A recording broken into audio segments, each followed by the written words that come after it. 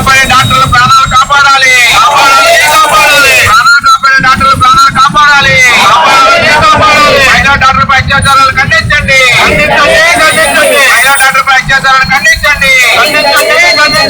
డాక్టర్లకు భద్రత కల్పించాలి, డాక్టర్లకు భద్రత కల్పించాలి. ఈ రోజు ప్రాణాలకు రక్షణ లేకపోతే రాబోయే కాలంలో ఈ దేశంలో ప్రజలకు ఏంటి పరిస్థితి ఆలోచించాలి. ఎందుకంటే ఆ రాష్ట్ర ప్రభుత్వం ఇంత జరిగిన తర్వాత ప్రిన్సిపల్ని ట్రాన్స్ఫర్ చేయడం జరిగింది. అంటే ఇది ఒక రకంగా గవర్నమెంట్ కూడా తెలిసినది ఇది జరిగింది. కాబట్టి ఇలాంటి దోషుల పైన కఠినంగా చర్యలు తీసుకోవాలని, శిక్షించాలని, భవిష్యత్తులో ఇలాంటి చర్యలు పునరావృతం కాకుండా చూడాలని స్టీల్ ప్లాంట్ ఎంప్లాయీస్ సిఐటిగా ఈరోజు ధర్నా కార్యక్రమం జరుగుతుంది. రాబోయే కాలంలో ఇలాంటి ఘటనలు పునరావృతం కాకుండా కట్టుదిట్టమైనటువంటి చర్యలు చేయాలి. అలాగే మెడికల్ కాలేజీలో, మెడికల్ హాస్పిటల్స్ ఎవరైతే ఉన్నాయో వాటిలో సమూలమైన మార్పులు చేయాలి. అప్పుడే డాక్టర్లు ధైర్యంగా ప్రజలకు సేవ చేయగలుగుతారు. ఆ దిశగా సేవ చేయనప్పుడే ఈ దేశం ముందుకెళ్తుంది. కాబట్టి అలాంటి చర్యలు అన్ని ప్రభుత్వాలు చేపట్టాలని డిమాండ్ చేస్తూ ముందుగా స్టీల్ ప్లాంట్ ఎంప్లాయీస్ వ్యతిరేకంగా ఈ రోజు స్టీల్ ప్లాంట్ ఎంప్లాయీస్ యూనియన్ ఆధ్వర్యంలో అనేది జరుగుతూ ఉంది. మనందరికీ తెలుసు, ఆగస్టు 9వ తారీఖున అతి సభ్య సమాజం తలవంచుకునేటట్టు అక్కడ జరిగినటువంటి పారిశ్రామికమైనటువంటి అమానుషమైనటువంటి ఆమెపై అత్యాచారం రేపు చేయడం అనేది జరిగింది. అంతేకాకుండా ఆమెని నిర్దాక్షిణ్యంగా చంపేయడం అనేది జరిగింది.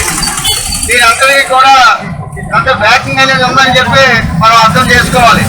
ఎందుకంటే ఆ ఆర్టీఎస్ మెడికల్ కాలేజీ అనేది ఒక మాఫియా పుట్ట, అనేక అంశాలు అక్కడ జరిగినాయి.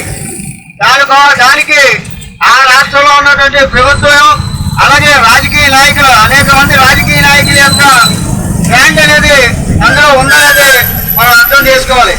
ఈ అమ్మాయికి ఆ విషయాల్లో ఏమిటో విషయం తెలిసి ఉంటుంది. కాబట్టి రావాలని చెప్పి ఆ రోజు అక్కడ ఉన్నటువంటి మేనేజ్మెంట్ ఈ విధమైనటువంటి అత్యాచారం చేయించి హత్య చేయించడం అనేది జరిగింది. అయితే ఆ హత్యనే ఆత్మహత్యగా చిత్రీకరించడానికి అనేక తంత్రాలు పొందడం జరిగింది.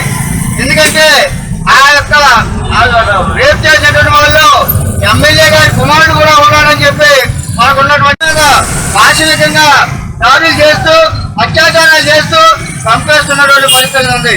ఎందుకంటే బూట్లో పార్టీలు వాళ్ళ యొక్క తాబేదారులను రక్షించుకునేదానికి ఇటువంటి దారుణమైనటువంటి నిర్ణయాలు చేసి మనకి ప్రజలకి అన్యాయం చేస్తున్నటువంటి పరిస్థితి అనేది ఉంది. కాబట్టి ఇప్పటికి కూడా గత 10 రోజుల నుండి కూడా అనేక పోరాటాలు జరుగుతున్న ఆఖరికి రాష్ట్ర ప్రభుత్వం ఇంకా కూడా నాటకాలు ఆడే ప్రయత్నం అనేది చేస్తూ ఉంది. నాటకాలు అంటే ఏంటంటే దీన్ని వెంటనే సిబిఐకి అప్పచెప్పాలని చెప్పి ముందేమో హత్యని ఆత్మహత్యగా చిత్రీకరించాలని చూశాడు. తర్వాత మళ్ళా దాన్ని ఏంటంటే మళ్ళా మీరేదో ఇచ్చేస్తామని చెప్పి ఆ రాష్ట్ర ప్రభుత్వం, ఆ రాష్ట్ర ముఖ్యమంత్రి ర్యాలీ చేయడానికి వచ్చారంటే ఏదో పువ్వులు పొడిచి మనసానికి ఎక్కిందట. అట్లా ఉన్నటువంటి పరిస్థితి మనం అర్థం చేసుకోవాలి. కాబట్టి ఇటువంటి హత్యల్ని, ఇటువంటి దాడులని మనం అరికట్టుకునే దానికి ప్రయత్నం చేయకపోతే రాబోయే కాలంలో మన యొక్క సామాన్యుడు కూడా పరిస్థితి ఎలా ఉంటుందో ఒక్కసారి అర్థం చేసుకోవాలని చెప్పి కూడా నేను మనం చేస్తా ఉన్నాను. ఎందుకంటే దీనికి కారణం ముఖ్యంగా కేంద్రంలో ఉన్నటువంటి బీజేపీ ప్రభుత్వం కూడా నాటకం అనేది ఆడుతూ ఉంది. వాళ్ళ రాష్ట్రాల్లో కూడా ఇటువంటి పరిస్థితులే జరుగుతూ ఉన్నాయి. కానీ అవి బయటికి రానియడం లేదు. ఎప్పటికైనా సరే ఈ బూత్లో పార్టీలు చేస్తున్నటువంటి ఆగడాలని ప్రజలు గమనించాలి.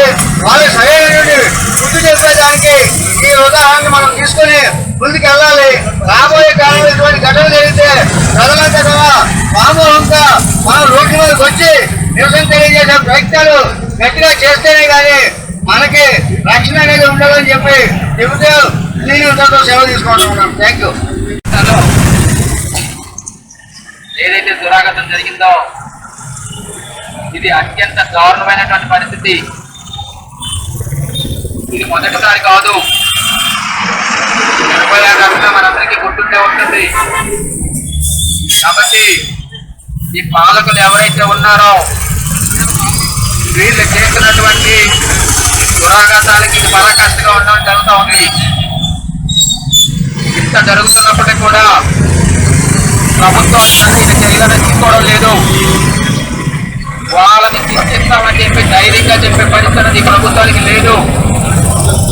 మన మౌన ముని ప్రధానమంత్రి గారు ఇంకా మౌనాన్ని వీడటం లేదు. దేశమంతా కూడా కబ్బోలు పెట్టించి మణిపూర్ అల్లర్లకు వ్యతిరేకంగా అయినప్పటికీ కూడా ఎలాగ మౌనంగా అయితే ఉన్నాడో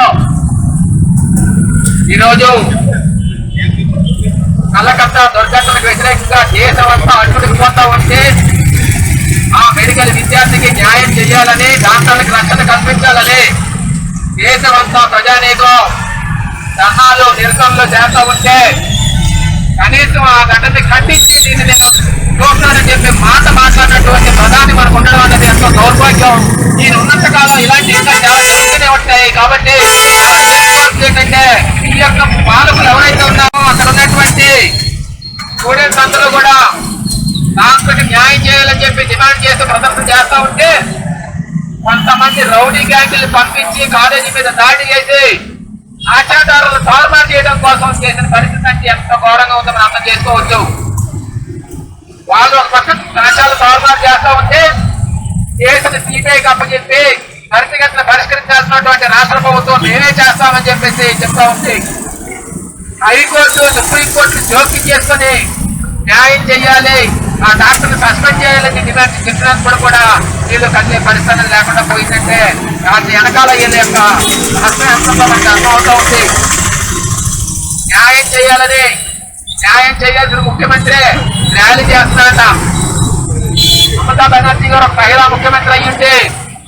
ఈ యొక్క డాక్టర్కి న్యాయం జరగాలి, న్యాయం చేయాలని చెప్పి ర్యాలీ చేయడం అంటే ముఖ్యమంత్రి చేతిలో ఉన్న పనిని ఆవిడ చేయకుండా దీన్ని తప్పుగా పట్టించడం కోసం కృషి చేస్తున్నటువంటి పరిస్థితి మనం చూస్తూ ఉన్నాం. కాబట్టి ఈరోజు డాక్టర్ల పరిస్థితి ఎంత దారుణంగా ఉంటుందంటే కనీసం రెస్ట్ రూమ్లతో 36 గంటలు ఏకబీకిన డ్యూటీ చేయవలసిన పరిస్థితి అన్నది కల్పించబడతా ఉంది. 8 గంటల డ్యూటీ కాదు, ఒకసారి డ్యూటీకి అయిపోయిన తర్వాత 36 గంటల పాటు కంటిన్యూగా డ్యూటీ చేయాలంటే వాళ్ళకి సరైన రెస్ట్ రూములు లేకుండా, సరైన ఫెసిలిటీస్ లేకుండా ఎలా జరుగుతుందని చెప్పి మనం ఆలోచించాలి. కాబట్టి ఈ రోజు ఈ దుర్ఘటనలో అనేది శిక్షించేస్తే సరిపోయే పరిస్థితి కాదు. గ్యాంగ్ రేపు ఇలాంటివి జరగకుండా ఉండాలంటే కఠినమైనటువంటి చట్టాలు ఉండాలి, కఠినమైన చర్యలు తీసుకోవాలి. అలాగే వైద్య విద్యార్థులకి, డాక్టర్లకి రక్షణ కల్పించే విధంగా చట్టాలు రూపొందించాల్సిన అవసరం ఉంది. ఆ దిశగా ఈ ప్రభుత్వాలు ఆలోచించే వరకు, ఈ ప్రభుత్వాలు ఆ దిశగా చర్యలు చేపట్టే వరకు మరి యొక్క కార్యక్రమాలు నిర్వహించాలని చెప్పి దాంట్లో ఎక్కువ మోటివేట్ చేయాలని చెప్పేసి కోరుకుంటూ ముగిస్తా ఉన్నాం.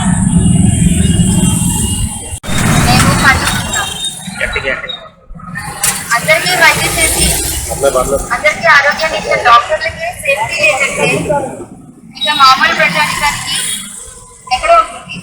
వర్క్ ప్లేస్ లో బాధలు పడుతుందా, మేము మా వర్క్ ని ఎక్కడ ఆపకుండా ఇంతమంది మధ్యలో లేడీస్ వర్క్ చేయగలుగుతున్నారంటే ఏదో ఒక హామీ ఉంటుందిలే, మాకు భరోసా ఉంటుందిలే అనే ధైర్యంతో చేస్తున్నాం. కానీ మా చుట్టూ ఇలాంటి ఘటనలు జరుగుతుంటే ఎవరిని నమ్మాలో ఎవరిని నమ్మకూడదో కూడా తెలియని స్థితిలో మేము ఉన్నాం.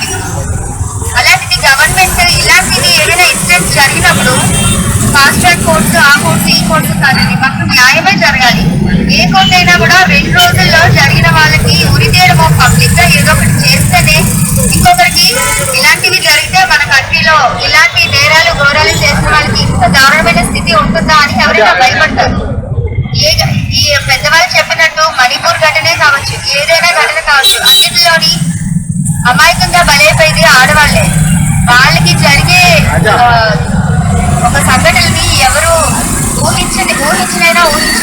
అంత బాధగా ఉంటుంది. దీన్ని మేము జరిగిన అత్యాచారాన్ని ఖండించాలని చెప్పి డిమాండ్ చేస్తా ఉన్నాం. ఆ దోషులు ఎవరైతే ఉన్నారో వాళ్ళని కఠినంగా శిక్షించాలని చెప్పి డిమాండ్ చేస్తా ఉన్నాం. ఈ రోజు మన ప్రధానమంత్రి గారు మన్ కీ బాత్ లో మాట్లాడుతుంటాడు బేటీ పడావో బేటీ బచావో అని. ఆ బేటీలుగా ఈ రోజు దేశంలో రక్షణ లేకుండా ఇటువంటి పరిస్థితుల్లో మనం చూస్తా ఉన్నాం. మన పశ్చిమ బెంగాలే కాదు, మణిపూర్ లో అనేక మంది మహిళల మీద అత్యాచారాలు చేసి చంపేసిన మన ప్రధాని రోడ్డు కనీసం దాన్ని ఖండించే మన మాట కూడా ఈ రోజు వరకు లేని పరిస్థితి ఉంది. ఇలాంటి పాలకున్న రాజ్యంలో మహిళలకు రక్షణ అన్నది కరువైపోతున్నారు. దీన్ని బట్టి మనకు అర్థమవుతూ ఉంది. కాబట్టి ఈ దేశంలో ఉన్న మహిళలకి రక్షణ కల్పించాలంటే కార్మిక వర్గంగా మనమే నడుము బిగించాలి. ఏదైతే ఈ ప్రభుత్వం తాలూకా చర్యలకు వ్యతిరేకంగా పెద్ద ఎత్తున పోరాటాలకు అందరూ సిద్ధం కావాలని, తద్వారా మన పిల్లలు ఎవరైతే చదువుకుంటూ ఉపాధి ఉద్యోగాలు ఏదైతే చేసుకుంటున్నారో వాళ్ళ రక్షణకి మనమే నడుము బిగించాలని చెప్పి మీ అందరికీ విజ్ఞప్తి చేస్తూ Welcome to our YouTube channel. Don't forget to like, subscribe and share the videos.